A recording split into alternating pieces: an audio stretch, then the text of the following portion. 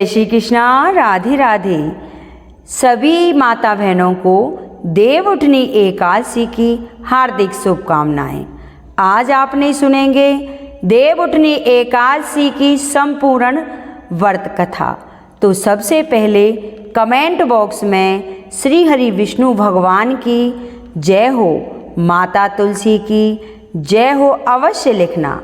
कार्तिक माह की शुक्ल पक्ष की एकादशी तिथि को देवउठनी एकादशी, देवउठनी ग्यारस, प्रमोदनी एकादशी आदि नामों से जाना जाता है।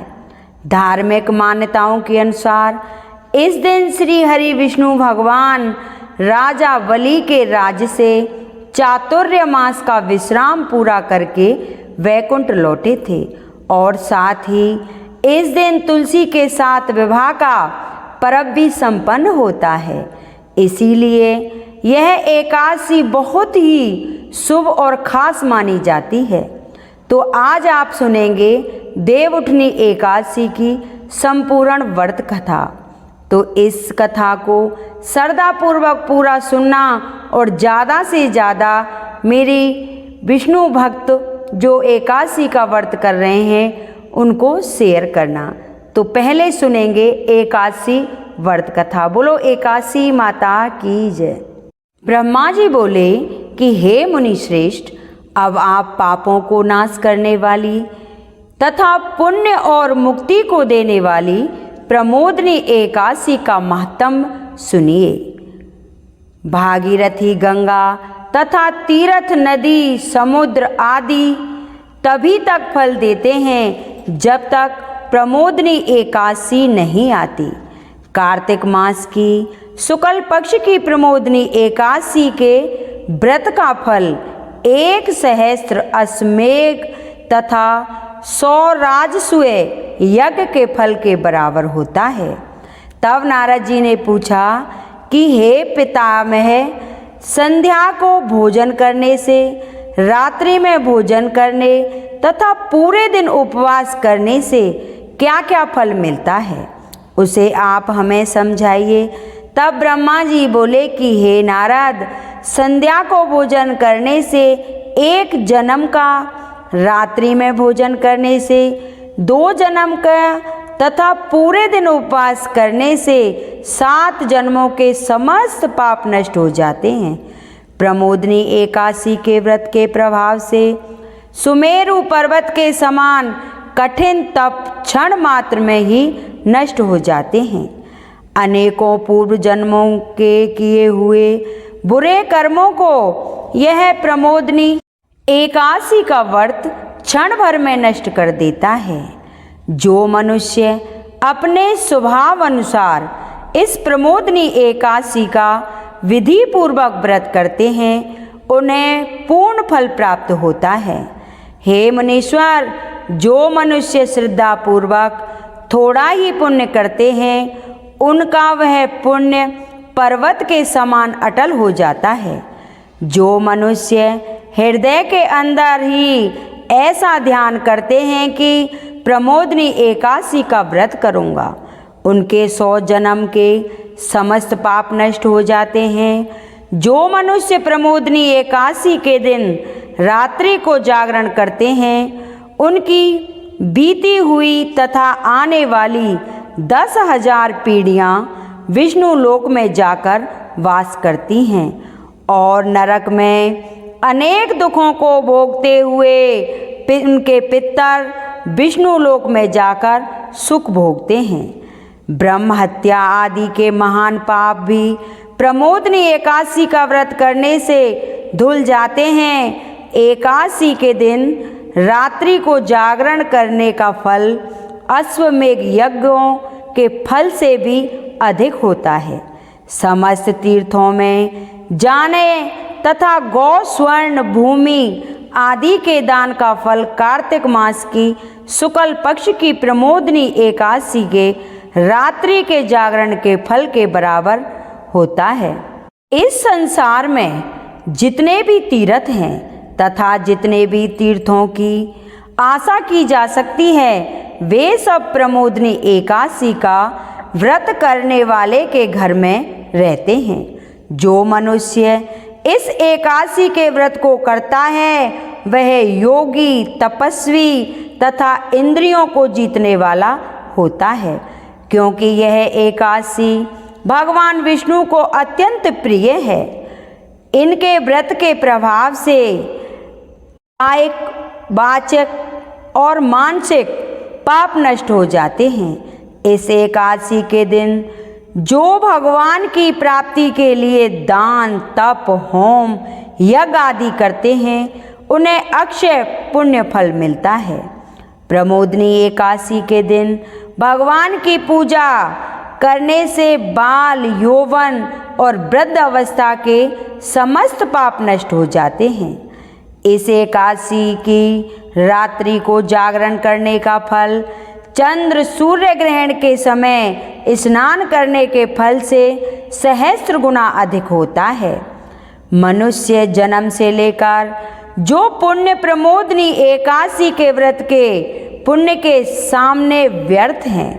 इसलिए हे नारद, तुमको भी विधि पूर्वक विष्णु भगवान की पूजा करनी चाहिए। जो मनुष्य कार्तिक मास में धर्मपरायण होकर अन्य व्यक्तियों का अन्न नहीं खाते उन्हें चंद्रायण व्रत का फल मिलता है। कार्तिक मास में भगवान दान आदि से उतने प्रसन्न नहीं होते हैं जितने कि शास्त्रों की कथा सुनने से प्रसन्न होते हैं। कार्तिक मास में जो मनुष्य भगवान की कथा को थोड़ा बहुत पढ़ते या सुनते हैं उन्हें 100 गौ के दान का फल मिलता है। जो मनुष्य अपने कल्याण के लिए विष्णु भगवान की कथा सुनते हैं उन्हें 100 गौ के दान का फल मिलता है।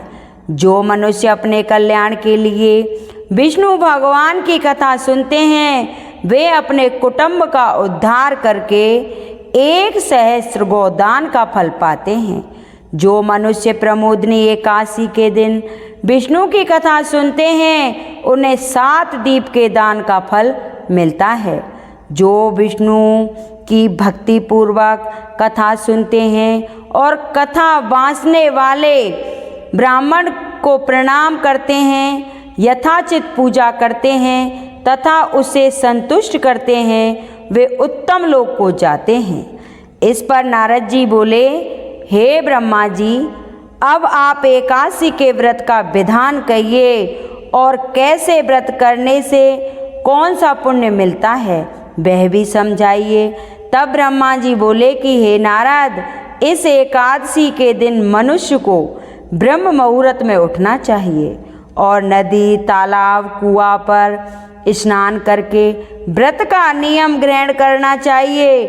उस समय भगवान से विनय करनी चाहिए कि हे भगवान, आप आज मैं निराहार रहूँगा और दूसरे दिन भोजन करूँगा, इसलिए आप मेरी रक्षा करें। इस प्रकार विनय करके भगवान की पूजा करनी चाहिए। उस रात्रि को भगवान के समीप गीत, नृत्य, बाजे तथा कथा आदि से व्यतीत करनी चाहिए। प्रमोदनी एकादशी के दिन गणता को त्याग कर बहुत से पुष्प, फल, अगरबत्ती, धूप आदि से भगवान की आराधना करनी चाहिए। शंख के जल से भगवान को अर्घ्य देना चाहिए। इसका समस्त तीर्थ दान आदि से करोड़ों गुना फल अधिक होता है। जो मनुष्य पुष्प से भगवान की पूजा करते हैं उनके सामने इंद्र भी हाथ जोड़ता है। कार्तिक मास में जो बेलपत्र से भगवान की पूजा करते हैं उन्हें अंत में मुक्ति मिलती है। कार्तिक मास में जो मनुष्य तुलसी जी से भगवान की पूजा करते हैं उसके 10,000 जन्म के समस्त पाप नष्ट हो जाते हैं। जो मनुष्य इस मास में श्री तुलसा जी के दर्शन करते हैं या छूते हैं या ध्यान करते हैं या रोपण अथवा सेवा करते हैं वे 1000 कोटि युग तक भगवान के घर में रहते हैं। समस्त मनोकामनाओं को पूरा करने वाले भगवान कदम पुष्प को देखकर अत्यंत प्रसन्न होते हैं। यदि उनकी कदम के पुष्प से पूजा की जाए तो यमराज के दुखों को नहीं पाते। जो गुलाब के पुष्प से भगवान की पूजा करते हैं उन्हें मुक्ति मिलती है। जो मनुष्य बिल्कुल और अशोक के फूलों से भगवान की पूजा करते हैं वे अनंत काल तक शोक से रहित रहते हैं। जो मनुष्य विष्णु भगवान की सफ़ेद और लाल कनेर के फूलों से पूजा करते हैं उन पर भगवान अत्यंत प्रसन्न होते हैं। जो मनुष्य विष्णु भगवान की बादल से पूजा करते हैं वे पूजा के फल से 100 गुना फल अधिक पाते हैं। जो भगवान की सभी पत्र से पूजा करते हैं वे भयानक यमराज के मार्ग को सफलता से पार कर जाते हैं। जो मनुष्य चंपक पुष्प से भगवान विष्णु की पूजा करते हैं वे आवागमन के चक्र से छूट जाते हैं।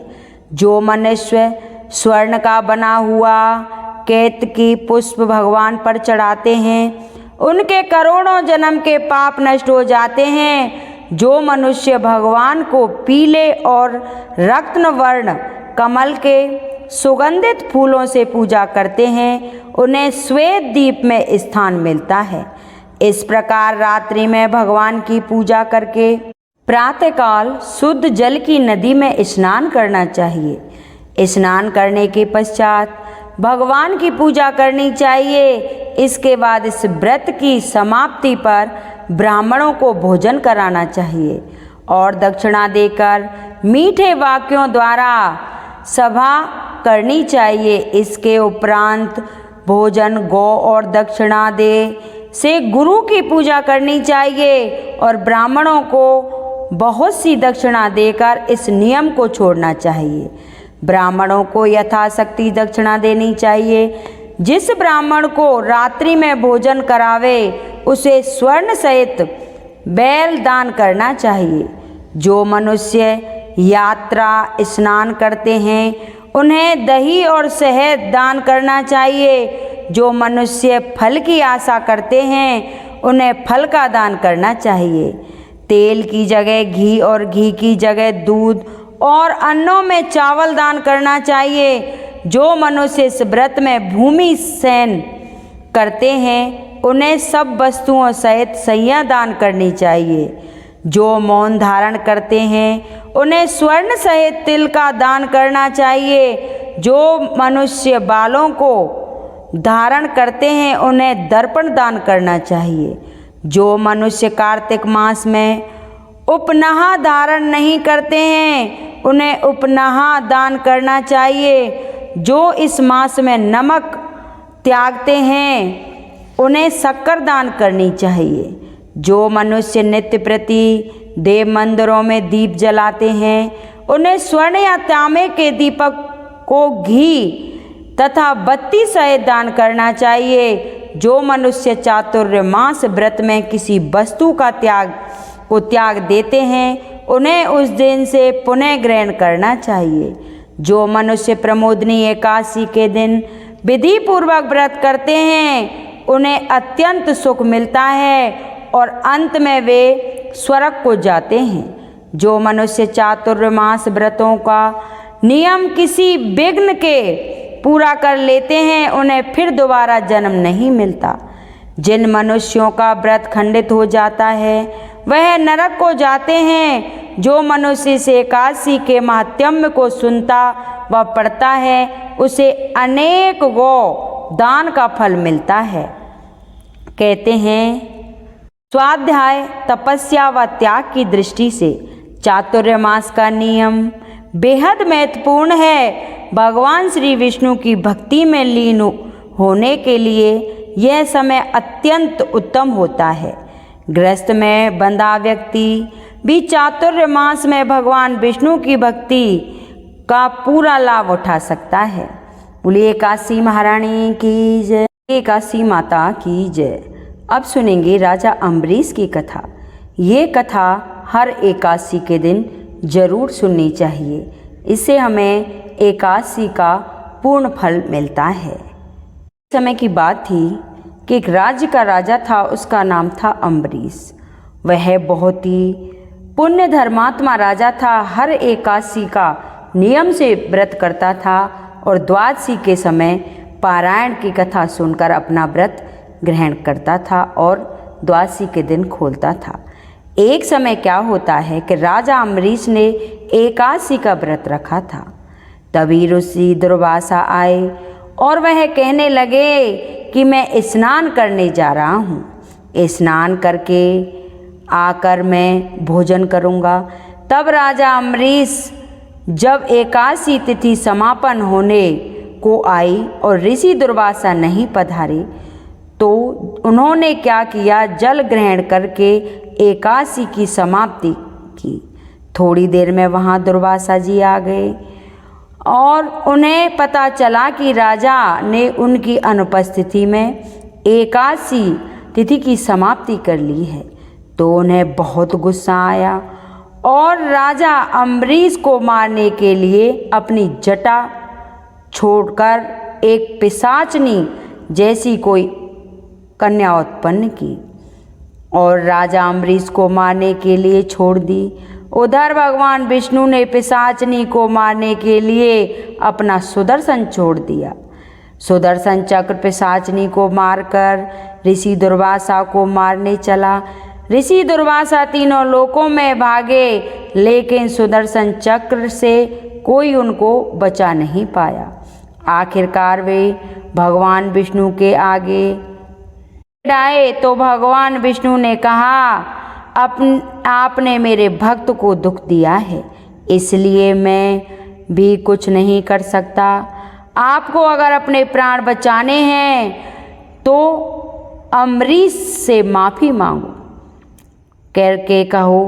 तब ऋषि दुर्वासा अम्बरीश के पास गए और उनसे माफ़ी मांगी और अपने प्राण बचाने को कहा। तब राजा अम्बरीश ने माफ़ कर दिया।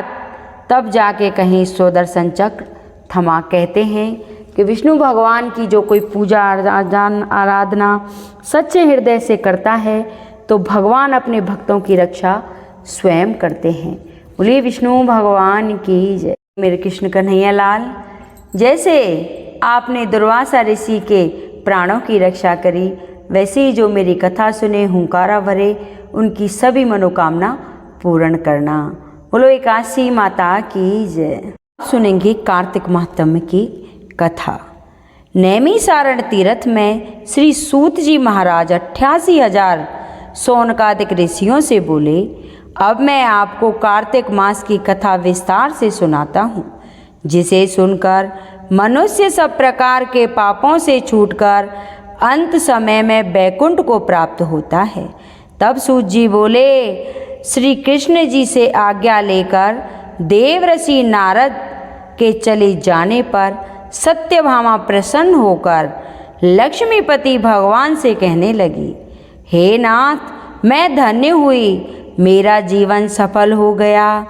मेरे जन्मदाता भी धन्य हैं जिन्होंने मुझ जैसी त्रिलोक की सुंदरी को जन्म दिया है, जो आपकी 16 सहस्त्र स्त्रियों से के माध्यम में आपकी परम प्यारी पत्नी बनी।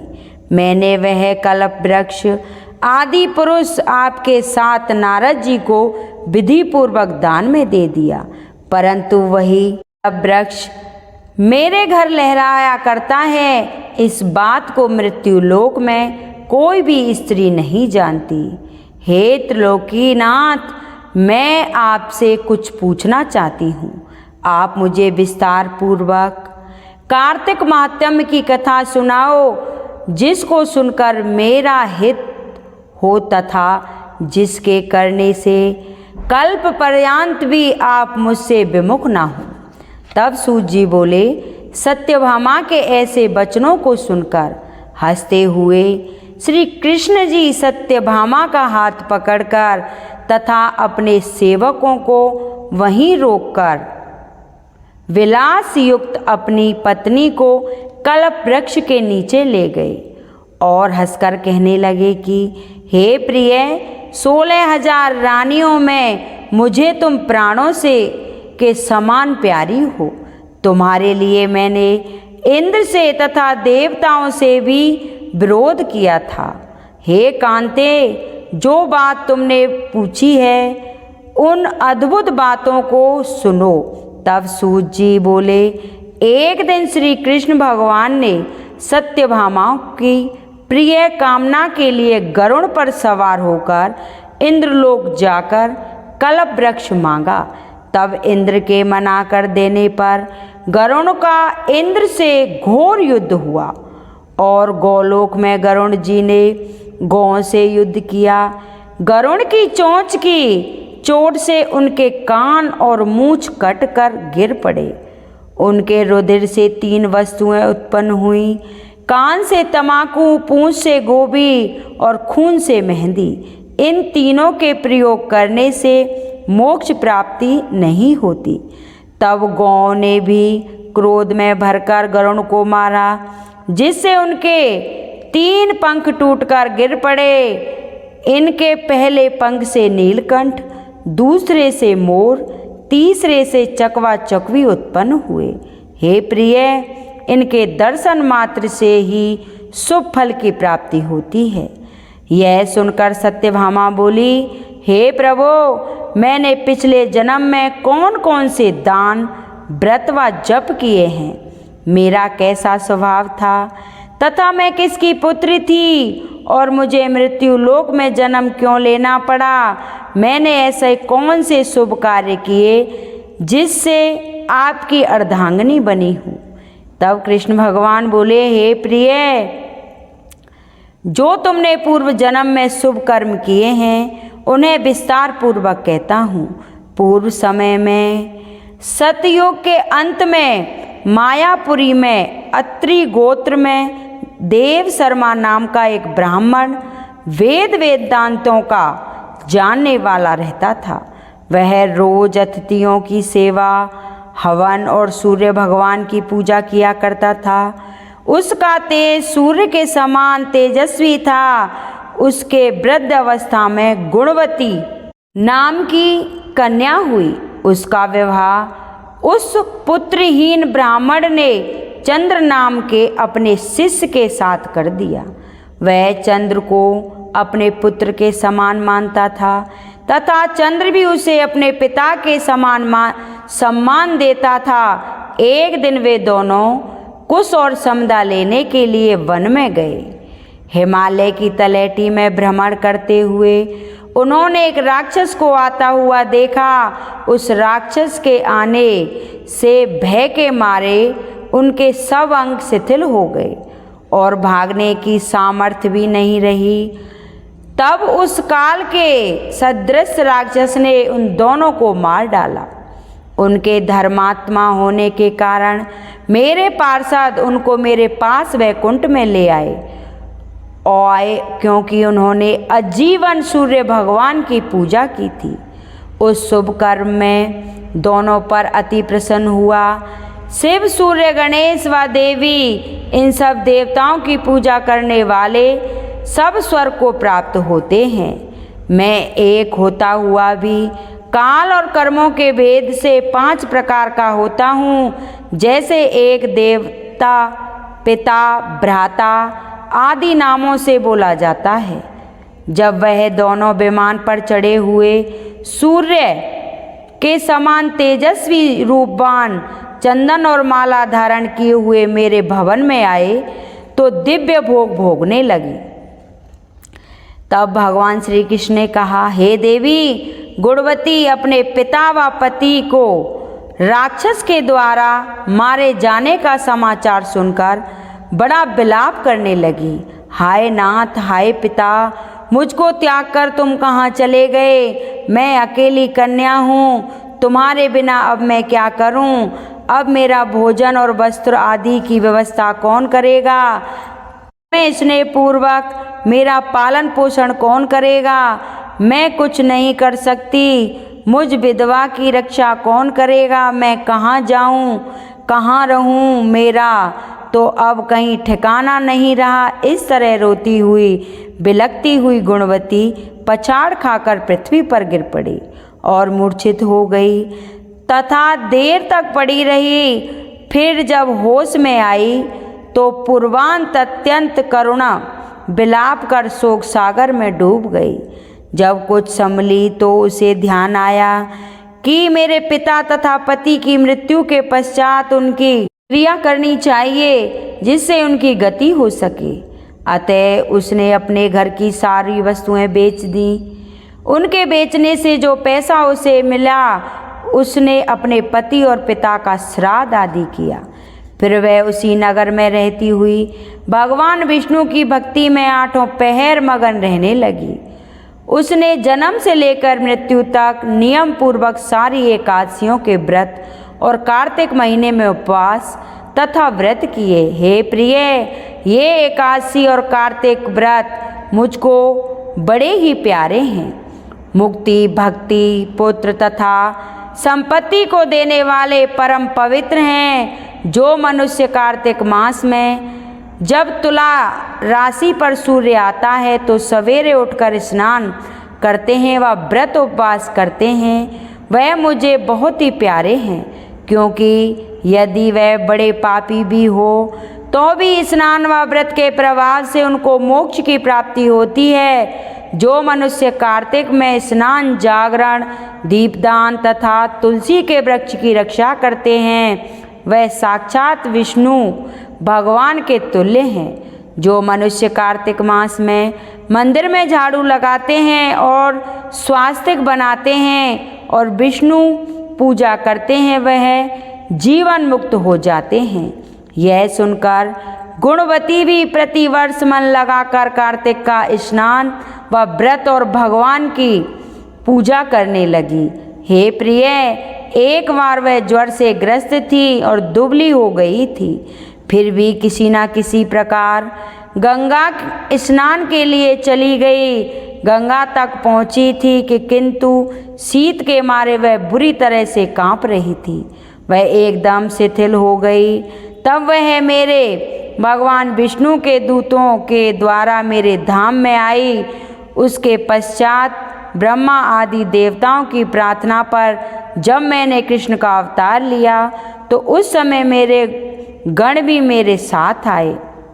वह सब इस पृथ्वी पर यादव बने हैं। तुम्हारे पिता जो कि पूर्व जन्म में देव शर्मा थे इस समय सत्राजित हैं। पूर्व जन्म में चंद्र शर्मा जो तुम्हारा पति था वह डाकू है। और हे भामिनी, तू भी वह गुणवती है। यह कार्तिक व्रत का ही प्रताप है जिससे कि तू मेरे अर्धांगिनी बनी है। पूर्व जन्म में तुमने मेरे मंदिर के द्वार पर तुलसी का पौधा लगाया था। वह इस समय मेरे महलों के आंगन में कल्प वृक्ष के रूप में खड़ा है।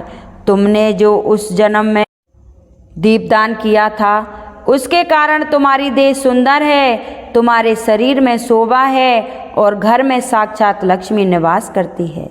तुमने चूंकि पूर्व जन्म में अपने समस्त व्रतों का पालन भली भांति स्वरूप से विष्णु को अर्पण कर दिया था, उसी के प्रभाव से तुम इस समय मेरी प्रिय भामिनी हुई हो। पूर्व जन्म में आजीवन तुमने जो नियम से कार्तिक मास का व्रत किया था उसका यह प्रभाव है कि मेरा और तुम्हारा कभी वियोग नहीं होगा। इस प्रकार जो कोई कार्तिक मास में व्रत आदि करते हैं वह मुझे तुम्हारे ही समान प्यारे हैं। वह लोग जो कि दूसरे जप तप यज्ञ दान आदि करते हैं कार्तिक मास में किए गए व्रत के सामने उनका फल बहुत थोड़ा होता है, अर्थात कार्तिक मास के व्रतों का 16वां भाग भी नहीं होता। इस तरह से सत्यभामा भगवान श्री कृष्णचंद्र जी महाराज से अपने पूर्व जन्म के पुण्य का प्रभाव सुनकर अति प्रसन्न हुई। बोलिए विष्णु भगवान की जय। ये कथा आपको कैसी लगी कृपया कमेंट बॉक्स में ज़रूर बताना और कमेंट बॉक्स में विष्णु भगवान की जय भी ज़रूर लिखना। जो भी एकादशी की कथा सुनता है पढ़ता है विष्णु भगवान उनकी समस्त मनोकामना पूर्ण कर देते हैं और सदा अपने चरणों की भक्ति देते हैं। हे भगवान, जो भी ये मेरी कथा सुने उनकी सभी मनोकामना पूर्ण करना। बोलिए विष्णु भगवान की।